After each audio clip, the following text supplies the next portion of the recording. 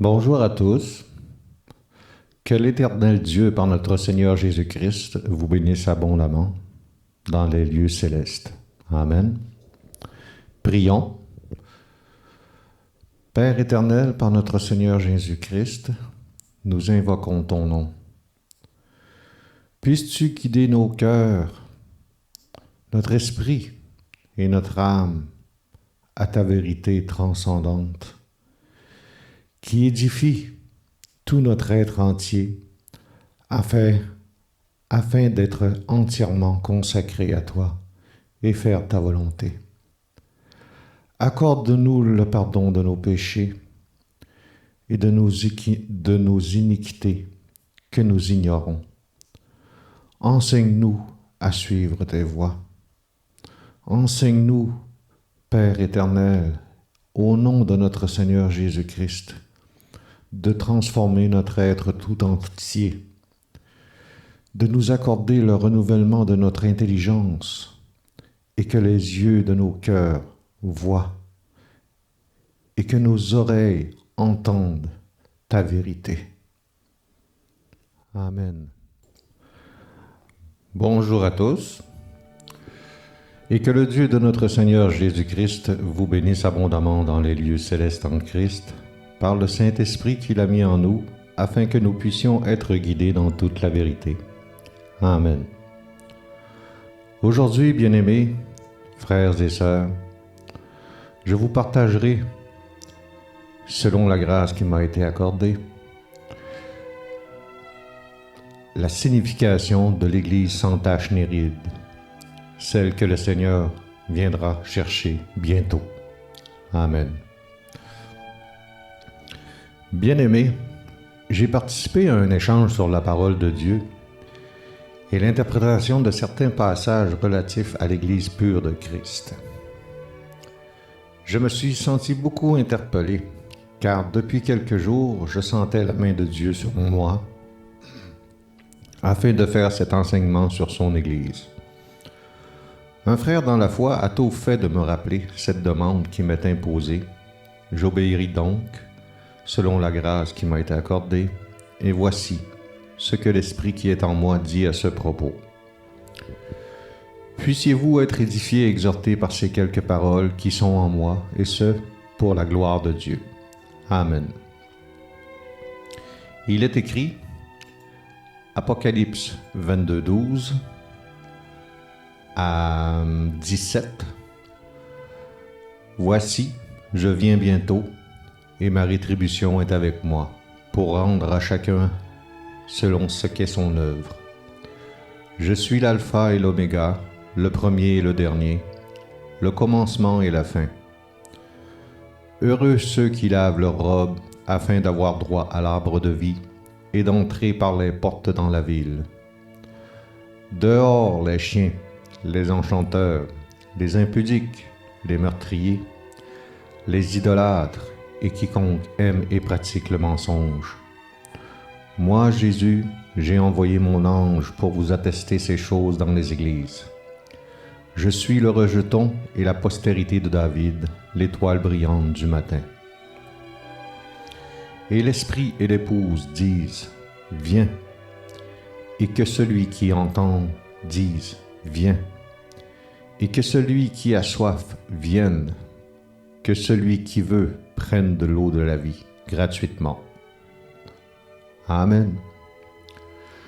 La question posée était, j'aimerais qu'on réfléchisse un peu ensemble sur la première partie d'Apocalypse 22, 1, où il est dit, « L'Esprit et l'Épouse disent, viens ». Que devons-nous comprendre par cette parole? De quelle manière l'Esprit et l'Épouse peuvent dire « viens » ? Qu'est-ce que cela signifie? Il nous faut comprendre des bases scripturales très importantes afin de bien comprendre ce qui est dit et pourquoi cela est dit, voir verset 17, « Et l'Esprit et l'Épouse disent « Viens ». L'Esprit dont il est parlé ici n'est pas n'importe quel esprit. Celui-ci vient de Dieu et il est saint.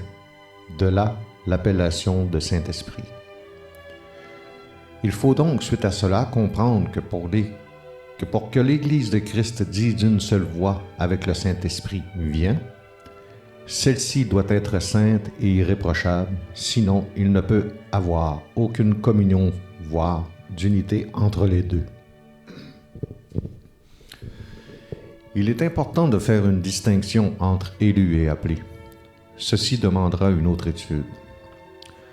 Maintenant, pour savoir qui est cette Église sainte, cela nous demandera un travail passablement chargé, de sorte que, en citant des passages avec leur explication, nous aurons une idée claire de ce qu'est l'Église sans tache ni ride, l'épouse de Christ. Amen. En reprenant la source du verset, nous avons comme devoir de vérifier dans quel contexte cette parole est dite. En Apocalypse 22, 12 à 15, il est dit « Voici, je viens bientôt, et ma rétribution est avec moi, pour rendre à chacun selon ce qu'est son œuvre. Je suis l'alpha et l'oméga, le premier et le dernier, le commencement et la fin. Heureux ceux qui lavent leurs robes afin d'avoir droit à l'arbre de vie et d'entrer par les portes dans la ville. Dehors les chiens, les enchanteurs, les impudiques, les meurtriers, les idolâtres et quiconque aime et pratique le mensonge. » Au verset 12, il est parlé de la rétribution qui vient avec le retour du Seigneur, faisant ainsi référence au jour du Seigneur en Apocalypse 6, versets 12 à 17, qui exprime les signes dans le ciel annonçant la colère de l'agneau à venir, la rétribution. La rétribution qui est la vengeance du Seigneur pour le sang des innocents qui a été répandu sur la terre. Voir Apocalypse 6, 10. Le verset 13 d'Apocalypse 22 identifie l'agneau qu'est Christ. Apocalypse 22, 16. Le verset 14, lui, nous parle de ceux qui lavent leurs robes afin d'avoir droit à l'arbre de vie, faisant non seulement référence aux rachetés de la terre qui se purifient dans l'abomination de la désolation prophétisée par le prophète Daniel, la semaine d'année, mais aussi parle de l'arbre de vie qui sera à leur portée pour prix de leur foi. Voir 1 Pierre 1, 6 à 9, afin de vivre éternellement. Amen. Voir Genèse 3, 22. Suite à ces mentions, nous avons donc la possibilité de découvrir l'Église de Christ sans tache ni ride. L'Église sans tache ni ride dont Dieu demande et qui n'est pas faite de main d'homme est simplement les rachetés de la terre, les élus. Si nous regardons ce qui est écrit en Apocalypse 14, versets 3 à 5, nous avons une description des élus de Dieu, voire le royaume de sacrificateurs que Dieu se prépare pour son Église dont le chef est Christ et qui est souverain sacrificateur selon l'Esprit. Voir les références très importantes, Exode chapitre 19 verset 6, Apocalypse chapitre 5 verset 10, Hébreux chapitre 5 verset 5 et Hébreux chapitre 9 verset 11. Ces élus ont pour particularité d'être vierges, pour ne pas s'être souillés avec des femmes, et de ce fait, ils suivent l'agneau partout où il va. Ils ont été rachetés d'entre les hommes comme des prémices pour Dieu et pour l'agneau. Ils sont saints et irrépréhensibles. L'image de ceux qui peuvent entrer dans la maison de l'Éternel est clairement établie selon la loi en regard de voir deuxième épître 2 Chroniques, chapitre 23, verset 6.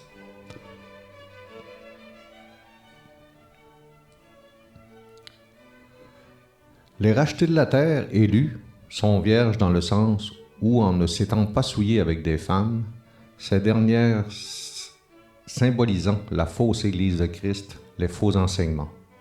Apocalypse 6, 2. Ces élus, épouses de Christ, sont enseignés par le Saint-Esprit. Ils sont donc irrépréhensibles dans l'esprit de leur intelligence, qui est renouvelé par la parole de Dieu, d'où il ne sort aucune fraude venant de leur bouche. Finalement, ils sont saints, par leur attachement et la pratique des commandements de Dieu, car de cette obéissance, ils se sanctifient. Mais cela ne vient pas d'eux, mais plutôt de l'élection qui est manifestée par le vouloir et le faire que provoque la volonté de Dieu par le Saint-Esprit qui est en eux. Voir et lire 1er épître de Timothée, chapitre 1, verset 5, Éphésiens, chapitre 4, versets 23 et 24.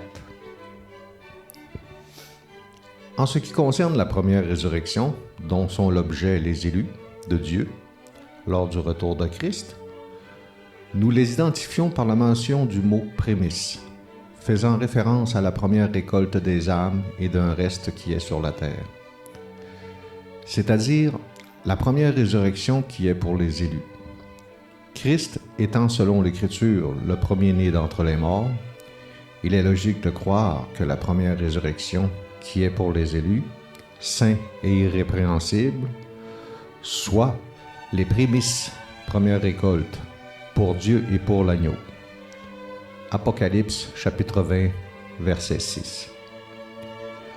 L'image de cette première récolte est mentionnée dans la loi lors des rituels de sacrifice demandés par l'Éternel suite au sacrifice de la Pâque de l'agneau sans tache immolé.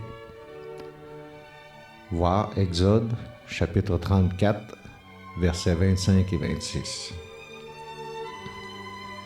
Il importe de reconnaître la séquence des événements apocalyptiques afin de bien comprendre que les élus de Dieu, les prémices pour Dieu et pour l'agneau, les rachetés de la terre, le royaume de sacrificateurs, sont des termes définissant et identifiant les élus de Dieu pour la première résurrection et qui seront purifiés dans le sang de l'agneau, symbolisant la justification par Christ, et ainsi revêtir une robe blanche qui a été donnée aux élus de Dieu qui ont été sacrifiés sur l'autel à cause de la parole de Dieu.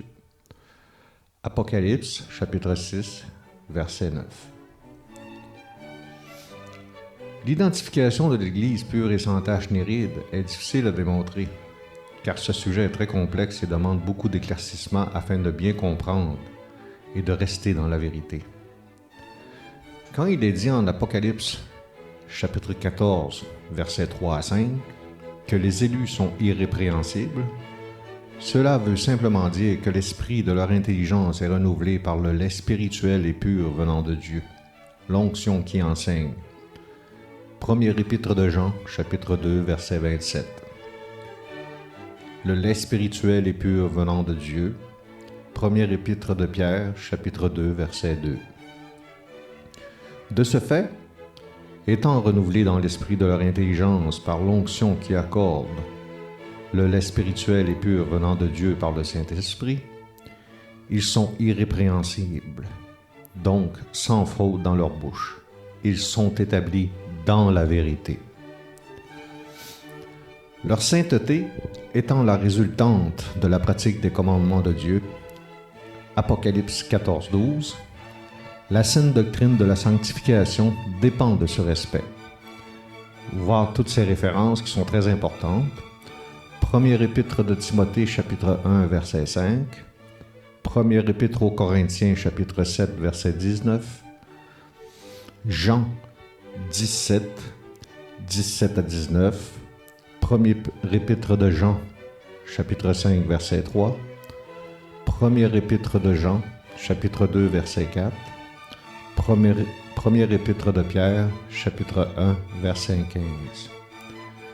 Il faut aussi, sans omettre ce détail important, que Christ lui-même pratiquait la saine doctrine. Jean 15, 10. Et la piété tire sa force dans cette doctrine, bien-aimés. Nous comprenons donc que l'Église sans tache ni ride que le Seigneur vient chercher lors de son retour est dans un cœur disposé et consacré entièrement à Dieu. Sainteté relatif au comportement et irrépréhensibilité dans l'esprit de leur intelligence. Deuxième épître de Timothée, chapitre 2, verset 4.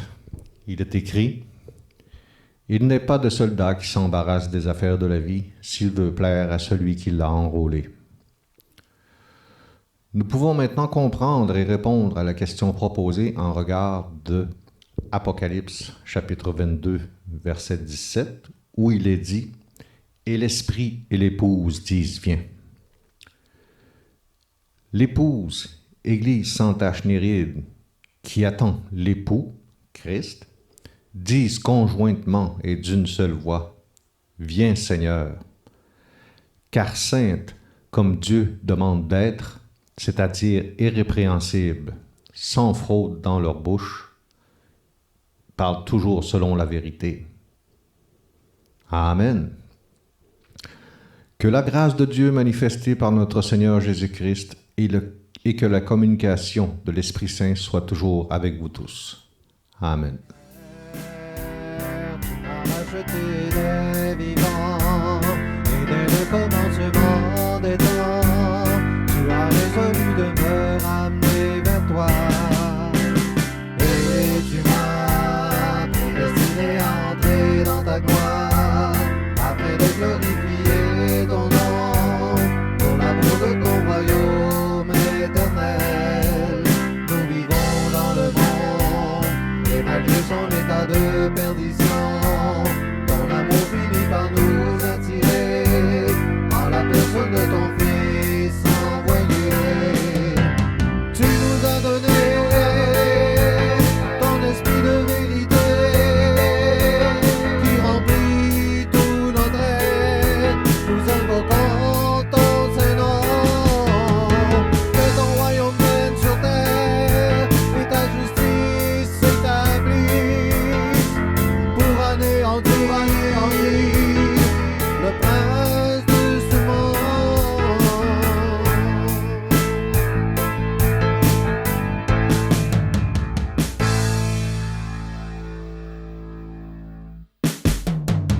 Père, ton Esprit Saint qui habite en moi, dirige toujours humblement mes pas, afin d'honorer ton nom et ton amour. Père, la pensée d'éternité ne quitte pas, et mon cœur désire vraiment suivre tes voies, pour que je contemple enfin ton visage. Père, je suis rempli d'un total bonheur, car mon cœur ne va plus s'égarer, puisque tu es l'éternel.